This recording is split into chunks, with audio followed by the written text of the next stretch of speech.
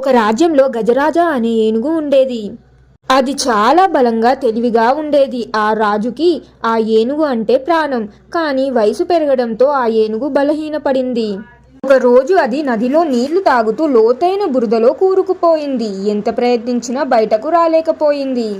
సైనికులు మిగిలిన వారు చాలా మంది వచ్చి తాడులతో లాగారు. కానీ ఏనుగులో కదలిక లేదు. అది నిరాశతో కళ్ళు మూసుకుంది. అప్పుడు ఆ రాజ్యంలోని ఒక పాత మంత్రి అక్కడికి వచ్చి ఇలా అన్నాడు, ఏనుగుకి శారీరక బలం కంటే మానసిక బలం అవసరం. యుద్ధం వాయిద్యాలను మోగించండి అని అన్నాడు. యుద్ధం చేసేటప్పుడు వాయించే శంఖాలు, డోలు శబ్దాలు వినగానే ఆ ఏనుగు కళ్ళు తెరిచింది. తన పాత యుద్ధ రోజులు గుర్తుకొచ్చాయి. దాంతో దానికి ఎంతో ఉత్సాహం వచ్చింది. వెంటనే అది తనంతట తానుగా బురద నుండి బయటకు వచ్చి నిలబడింది.